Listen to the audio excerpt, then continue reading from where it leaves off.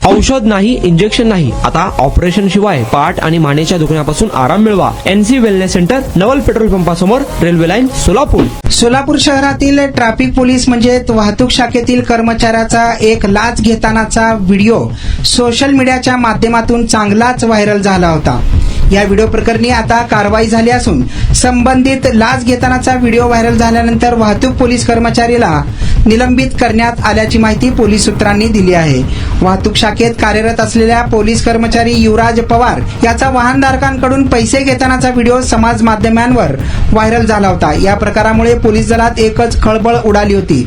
या गंभीर प्रकरणाची खातरजमा करून पोलीस आयुक्त एम राजकुमार यांनी पवारला तात्काळ निलंबित केले. त्याची काही दिवसांपूर्वीच विजापूर नाका पोलीस ठाण्यात बदली झाली होती, परंतु बदली होऊनही तो शहर वाहतूक शाखेकडून अधिकृतपणे कार्यमुक्त झालेला नव्हता.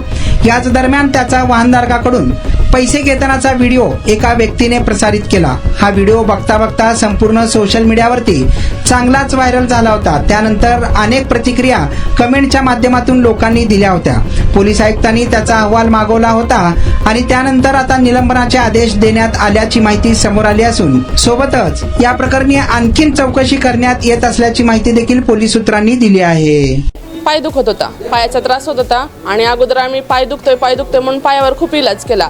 NC वेलनेस सेंटरला भेट दिली. त्यांच्या ट्रीटमेंटनी मी अगदी आता 100% पूर्ण बरी आहे. आणि मला बरेच दिवसापासून मानेचा आणि पाठीचा खूप त्रास होत होता. मी आता कुठली ट्रीटमेंट घ्यावं ह्या संदर्भात मी एनसिस ह्यांचे व्हिडिओ बघितले. इथे आल्यानंतर मला सरांनी आणि निकिता मॅडमनी ह्याच्याबद्दल जी काही माहिती दिली त्याच्यानुसार मी इथे ट्रीटमेंट घ्यायला सुरुवात केलेली आहे. त्या ट्रीटमेंटनी मला 5 दिवसातच इतका फरक जाणवलेला आहे. माझ्या मुंग्या पूर्णपणे कमी झालेल्या आहेत.